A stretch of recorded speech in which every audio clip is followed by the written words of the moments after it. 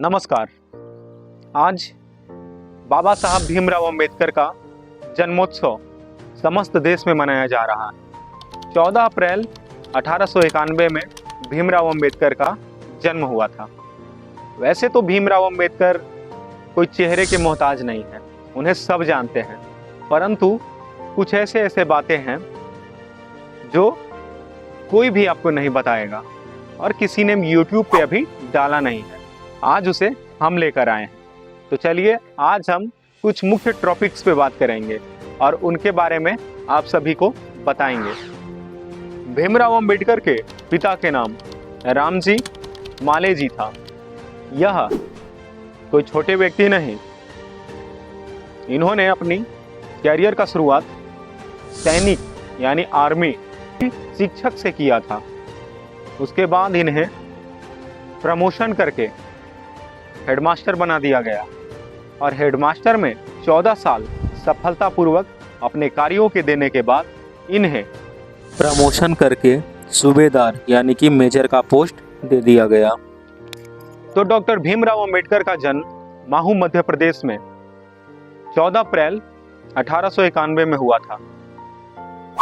भीमराव अंबेडकर अपने पूरे भाई, वो कुल टोटल 14 भाई थे, जिनमें से 7 भाइयों का मौत तो बचपन में ही हो गया था और रहे 7 बच्चे जो रामजी के थे, वह उनके नाम इस प्रकार हैं।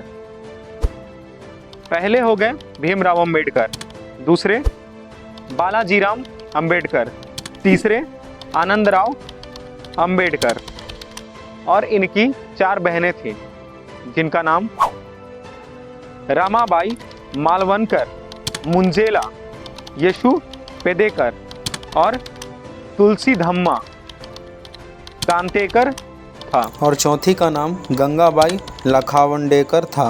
जिन ब्राह्मणों पर ब्राह्मणवादी होने का झूठा लांछन लगाया जाता है कि आपको पता है कि भीमराव अंबेडकर को पढ़ाने के लिए एक और आगे उच्चतम शिक्षा के लिए स्वर्णों ने ही सहायता की थी।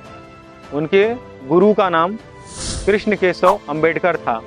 बाद में भीमराव अंबेडकर ने अपने गुरु के याद में अपने नाम के साथ अंबेडकर शब्द को जोड़ा, जो एक ब्राह्मण उपजाति का नाम था।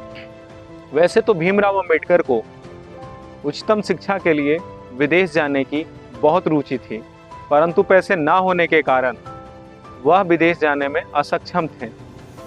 उनकी सहायता, उनकी पढ़ाई की सारी खर्च बड़ौदा के महाराज सयाजीराव गायकवाड़ ने की थी, जो जाति से क्षत्रिय थे। वैसे तो भीमराव अंबेडकर को हिंदू धर्म का विरोधी माना जाता है, जो 100% गलत है। भीमराव अंबेडकर हिंदू धर्म के कुनीतियों के विरोधी थे और ना ही सिर्फ हिंदू धर्म के, बल्कि वह सभी धर्मों के कुनीतियों के विरोधी थे। कुछ मुख्य टॉपिक्स पे हम बात करेंगे, जिसमें अंबेडकर जी के दूसरी पत्नी का नाम बहुत ज़्यादा प्रचलित है, क्योंकि वह जाति से ब्राह्मण परिवार से थे और भीमराव अंबेडकर को दलित कहा जाता था। दलित नाम हिंदू धर्म में कभी था ही नहीं। जब कांग्रेस की सरकार आई, उसके बाद से दलित नाम प्रचलन में आना आरंभ हुआ।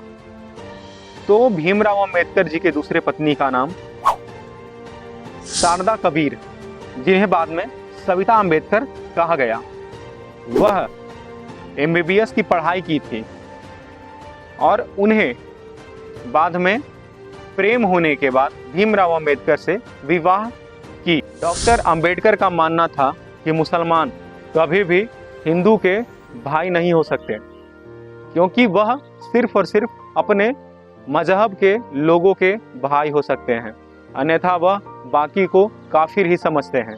इसलिए जब मुसलमान मौलवी ने उन्हें इस्लाम धर्म कबूल करने के लिए उनके पास आया, तो उन्होंने मौलवी को शिया और सुन्नी के बारे में पूछकर उन्हें लतेड़ दिया। ऐसे थे अंबेडकर। इनके पास 32 डिग्रियां थीं और तकरीबन 9 भाषाओं का ज्ञान इन्हें प्राप्त था। 6 दिसंबर 1956 को मधुमेह रोग के कारण, उनके शरीर कमजोर होने के कारण दिल्ली में ही उनके घर पर ही नींद में ही उनकी मृत्यु हो गई थी, डॉक्टर भीमराव अंबेडकर की। जिस प्रकार से आज राजनेताओं जिन्हें अपने राजनीति करनी है वह आपको दलित और स्वर्ण कह करके एक दूसरे के बीच अपनी राजनीतिक रोटियां सेक रहे हैं, जिसके विरोधी भीमराव अंबेडकर पहले से भी थे। वीडियो अगर पसंद आई होगी तो चैनल को लाइक और सब्सक्राइब जरूर करें ताकि हम दोनों जुड़ पाएं एक दूसरे के साथ। और किस टॉपिक पे हम अगला वीडियो बनाएं वो आप हमें ज़रूर बताएं, और कहाँ हमसे मिस्टेक हो गई हो उस त्रुटि को क्षमा करिएगा, क्योंकि ये मेरा पहला वीडियो है। जय हिंद, जय भारत।